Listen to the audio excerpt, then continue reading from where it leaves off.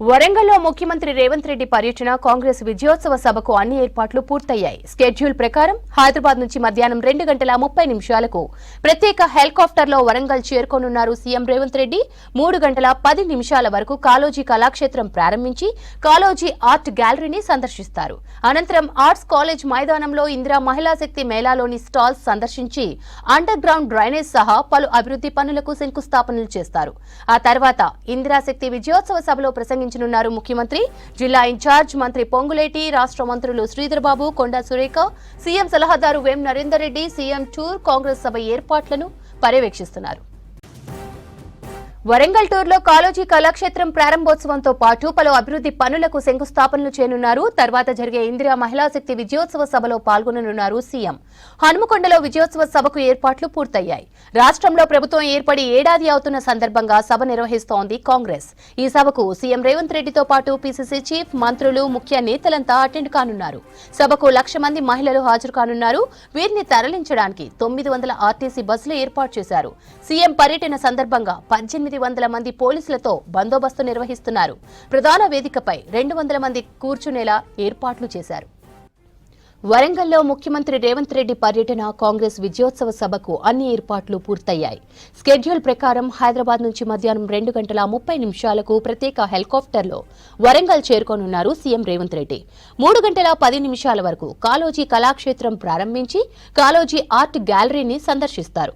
అనంతరం arts college మైదానంలో ఇందిరా మహిళా శక్తి మేళాలోని స్టాల్స్ సందర్శించి అండర్ గ్రౌండ్ డ్రైనేజ్ సహా పలు అభివృద్ధి పనులకు శంకుస్థాపనలు చేస్తారు. ఆ తర్వాత ఇందిరాశక్తి విజయోత్సవ సభలో ప్రసంగించనున్నారు ముఖ్యమంత్రి. జిల్లా ఇన్ఛార్జ్ మంత్రి పొంగులేటి, రాష్ట్ర మంత్రులు శ్రీధర్ బాబు, కొండా సురేఖ, సీఎం సలహాదారు వేం నరేందర్ రెడ్డి సీఎం టూర్ కాంగ్రెస్ సభ ఏర్పాట్లను పర్యవేక్షిస్తున్నారు. వరంగల్ టూర్లో కాళోజీ కళాక్షేత్రం ప్రారంభోత్సవంతో పాటు పలు అభివృద్ధి పనులకు శంకుస్థాపనలు చేయనున్నారు. తర్వాత జరిగే ఇందిరా మహిళా శక్తి విజయోత్సవ సభలో పాల్గొననున్నారు సీఎం. హన్మకొండలో విజయోత్సవ సభకు ఏర్పాట్లు పూర్తయ్యాయి. రాష్ట్రంలో ప్రభుత్వం ఏర్పడి ఏడాది అవుతున్న సందర్భంగా సభ నిర్వహిస్తోంది కాంగ్రెస్. ఈ సభకు సీఎం రేవంత్ రెడ్డితో పాటు పీసీసీ చీఫ్, మంత్రులు, ముఖ్య నేతలు అంతా అటెండ్ కానున్నారు. సభకు 1,00,000 మంది మహిళలు హాజరు కానున్నారు. వీరిని తరలించడానికి 900 ఆర్టీసీ బస్సులు ఏర్పాటు చేశారు. సీఎం పర్యటన సందర్భంగా 1800 మంది పోలీసులతో బందోబస్తు నిర్వహిస్తున్నారు.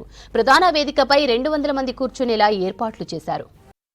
ఈ రాష్ట్రంలో మన తెలంగాణ రాష్ట్రం ఏర్పడ్డ తర్వాత శాస్త్రీయబద్ధంగా సైంటిఫిక్గా చేసే ఈ ప్రక్రియలో పాల్గొంటాను. చాలామంది కూడా సంతోషపడతా ఉన్నారు. అదేవిధంగా మా అధికార యంత్రాంగం కూడా ఈరోజు మొదలు రెవెన్యూ యంత్రాంగం కానీ, టీచర్లే కానీ, ఈరోజు ఇతర సిబ్బంది ఎవరైతే ఉన్నారో వారందరూ కూడా ఒక సైంటిఫిక్ అప్రోచ్లో ఇంటి వద్దకు వెళ్ళి ఇంటి యాజమానితో మాట్లాడి వారందరితో మాట్లాడి అన్ని వివరాలను తీసుకునే ప్రయత్నం చేస్తున్నారు ఓపికతో.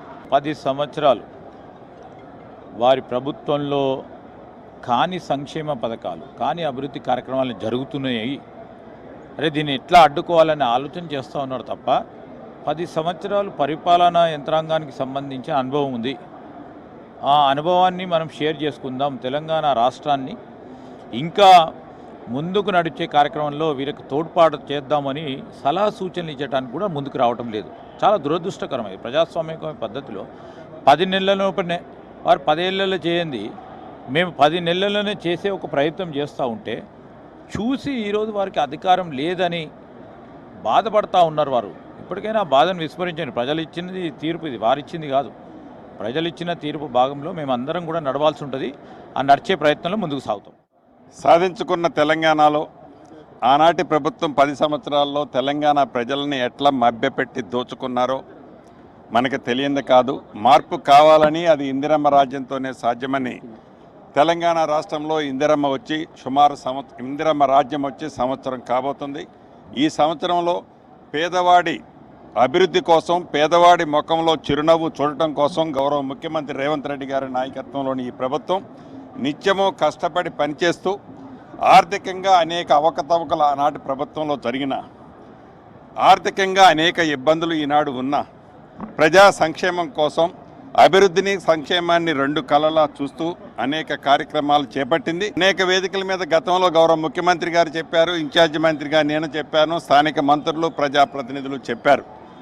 హైదరాబాద్ తర్వాత అంత పెద్ద పట్టణం దానికి ధీటుగా అభివృద్ధి వరంగల్ని చేయాలన్నది ఈ ప్రభుత్వం వచ్చిన మొదటి నుంచి అదే దిశలో పయనిస్తుంది.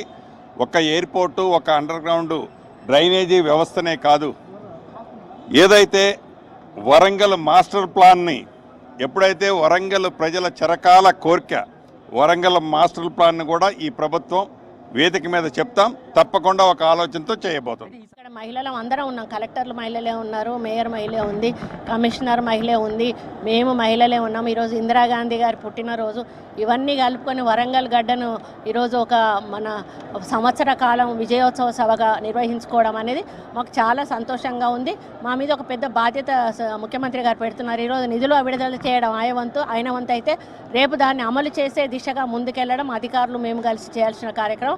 తప్పకుండా ఆయన ఏ సంకల్పంతో అయితే ఈ కార్యక్రమాన్ని మొదలుపెట్టారో ఆ సంకల్పాన్ని ముందుకు తీసుకుపోవడానికి మేము అందరం కూడా కలిసికట్టుగా ముందుకెళ్ళాం. మేము కట్టుబడి ఉన్నాం. కాంగ్రెస్ పార్టీ ఇచ్చిన మాటకు కట్టుబడి ఉంది కాబట్టి ఎంత బరువైనా కూడా ఈరోజు భరించి సంక్షేమ కార్యక్రమాలు, ఇప్పుడు మీరు అన్నట్టు ఉచిత బస్సు అయితేనేమి, 200 సిలిండర్ అయితే, 500 సిలిండర్ అయితేనేమి, 200 యూనిట్ల విద్యుత్ అయితేనేమి, 10 లక్షల రూపాయల ఆరోగ్యశ్రీ అయితేనేమి, అదేవిధంగా మన ఇండ్లు 5 లక్షలకి ఇండ్లు అయితేనేమి, ఇండ్లు కూడా ఈరోజు మంజూరు చేయడం జరుగుతుంది. రైతులకు రుణమాఫీ అయితేనేమి, ఈ విధంగా ఎన్నో రకాల కార్యక్రమాలు మేము అమలు చేశాం. కోట్లాది వేల కోట్ల రూపాయలు ఈరోజు మేము ప్రభుత్వం నుంచి రిలీజ్ చేశాం. అదంతా కూడా రేపు మీకు నివేదిక ముఖ్యమంత్రి గారు ఇస్తారు.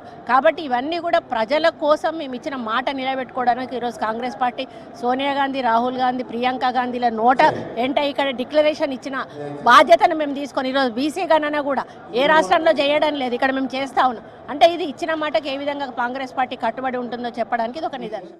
ఇల్లిపేట దగ్గరికి వచ్చేస్తారో అక్కడి నుంచి ఏదైతే కాళోజీ కళాక్షేత్రం లోపల 10 to 3 వరకు అది కంప్లీట్ చేసుకుని 3 o'clock వరకు డ్యాష్ దగ్గరికి వచ్చేస్తారు. స్టాల్స్ కింద చూసుకొని 15-20 minutes లోపల స్టేజ్ మీద అంటే ఆల్రెడీ వరంగల్ పట్టణం మీద ఉన్న ప్రేమ ఏంటిదో ముఖ్యమంత్రి గారికి మనకందరికి కూడా నిన్న మొన్న ప్రభుత్వం ఇచ్చిన శాంక్షన్స్, జీవోలు చూసేస్తుంటే మనకు అర్థమవుతుంది. ఏదున్నా కూడా వరంగల్ పట్టణాన్ని హైదరాబాద్ తర్వాత 2వ సిటీగా అభివృద్ధి చేయాలనే ఒక సంకల్పం ఈ ప్రభుత్వానికి ఉంది. ఆ సంకల్పంలో భాగంగానే దాదాపు 6,000 కోట్ల రూపాయలు ఈ వరంగల్ చుట్టుపక్కల ఉన్న 3-4 నియోజకవర్గాలు కానీ జిహెచ్ఎంసీ పరిధికి సంబంధించి శాంక్షన్స్ ఇచ్చారు.